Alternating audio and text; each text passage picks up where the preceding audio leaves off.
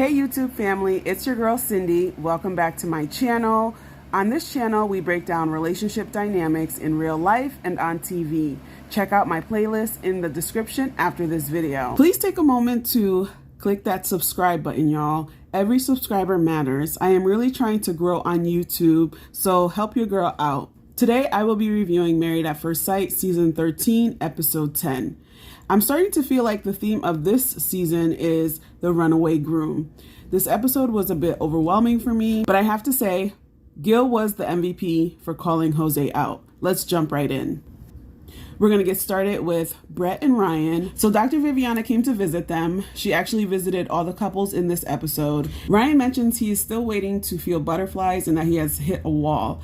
I understand what he's referring to, but Dr. Viviana dismissed that feeling as a fantasy. When I think back about my own romantic relationship, I do remember having those butterflies for my man. I think it comes naturally when you're into someone, but Ryan is trying to use it as an excuse to not let Brett down. Brett realized during the conversation that she likes Ryan more than he likes her, and it's something she has experienced over and over again. I felt so bad for Brett. She really wants to be loved. Personally, when a woman is more in than a guy is, the guy tends to take advantage because he knows he's got her and she's probably not going to go anywhere, which puts the woman in a very vulnerable position. Ryan keeps trying to play Mr. Nice Guy, and he isn't fully being honest with Brett. He's simply not attracted to her but doesn't want to say it. He has a type and Brett doesn't fit that mold. After meeting with Dr. Viviana, Ryan left the shared apartment and went home for a few days. First it was Johnny, then it was Zach, and now Ryan goes home to quote unquote reset. Marriage does not work like that in real life. It's one thing to walk away from a conversation to collect yourself, but to leave and go home is abandonment. I'm really heartbroken for Brett. She really wants this to work out, but now she knows Ryan doesn't like her and that she is probably wasting her time. I wonder where things will go from here with these two until decision day. Next, we have Michaela and Zach. So Zach met up with his buddy and he shared with him that he once again stayed at his own place. What is up with these men? He is finding any reason not to stay the night with Michaela. Yes, she overreacted, but he's doing the most right now. He's making it seem like she's the killer or something. I could understand him being nervous around her, but he continues to act like he's actually afraid of her. And I wonder why. When they met with Dr. Viviana, Zach was trying to skirt around his grudge with Michaela, but Dr. Viviana called out his lack of commitment. Let's call a thing here. They both have minimal relationship experience and he doesn't understand what a true commitment is. I knew Zach wasn't ready to get married from episode 1. Now he is relentlessly crucifying Michaela at this point. He is correct when he says they have a fundamental difference, and that's because they had different upbringing. But people do learn from their mistakes, grow, and make changes, but he is reluctant to give her a chance. He's basically saying there's no coming back from what she did. He believes that she is the knee-jerk reaction and she will always be that way, which is not fair. Taking a snapshot during someone's worst moment and defining them as such is wrong in my opinion. I can understand why Michaela is saying she doesn't feel secure in the marriage. He's half a foot in and 3/4 out. He is expecting perfection and he came into this process with a certain image of how the marriage would be, but Michaela let him down and he is having a hard time bouncing back. I feel like he's putting all of his past experiences on Michaela's shoulders. She did do something that triggered him, but I feel like he needs to give her some grace. This is a sad situation for both of them, and I hope that they will both go to individual counseling. If it doesn't work out, they need to take a break and really get to know themselves as individuals and how they want to present themselves in their next relationship. Let's move on to Johnny and Bao. There's not much to say about these two this week. We see Dr. Pepper and she says, honest communication builds trust, which I completely agree with. The experts once again gave the couples some questions to help them to learn more about each other. Johnny opened up about feeling like he's living without a purpose, and Bao opened up about growing up poor, living in a trailer, and the reputation her dad had as a drunk.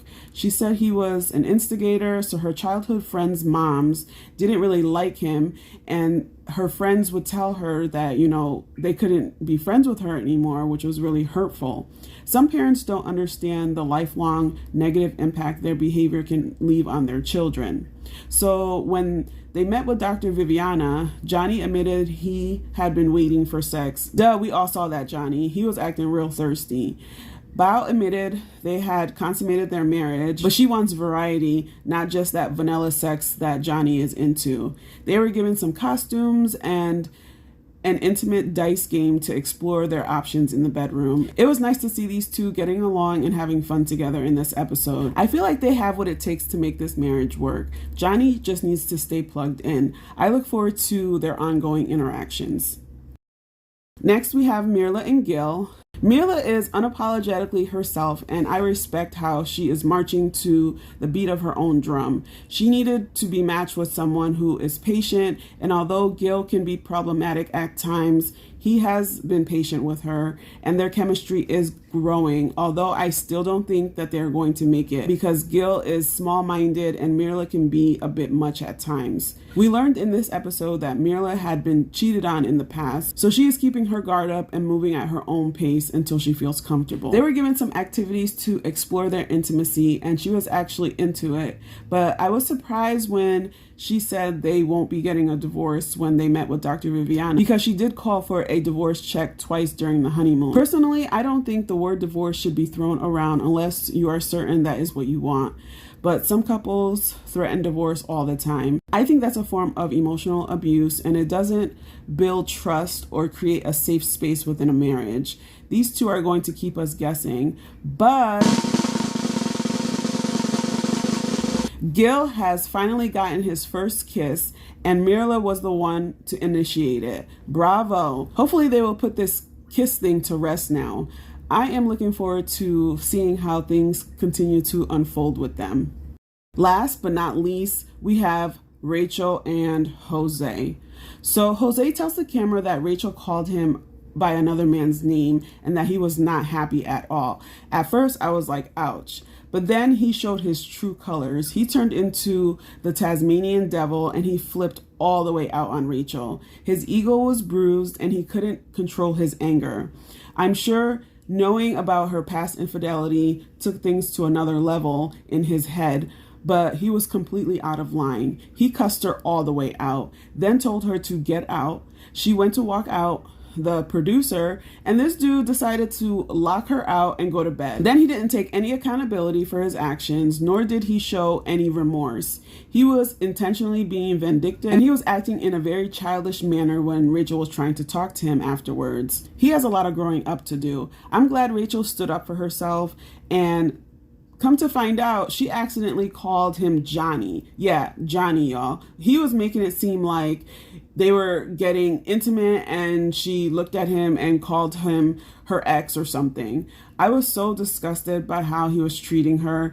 And let me tell you, she handled herself in a better way than I could have during that cuss out. And afterwards, when she was trying to talk to him calmly, he was acting a complete fool. It's the tantrums for me this season between Jose and Johnny that is pushing me over the edge. Bao and Rachel have been able to keep themselves together and handle things in a mature way, which is great, but these men are a mess.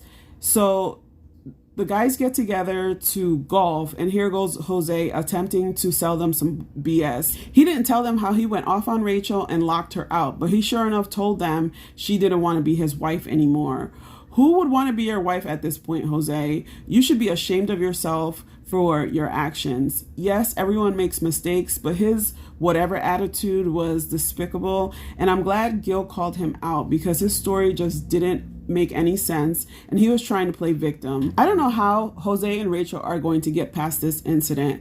I can't wait to see what happens next week. What do you guys think about this week's episode? Comment your thoughts below. Join me here next week. Don't forget to subscribe, and I will see you in my next video. Bye for now.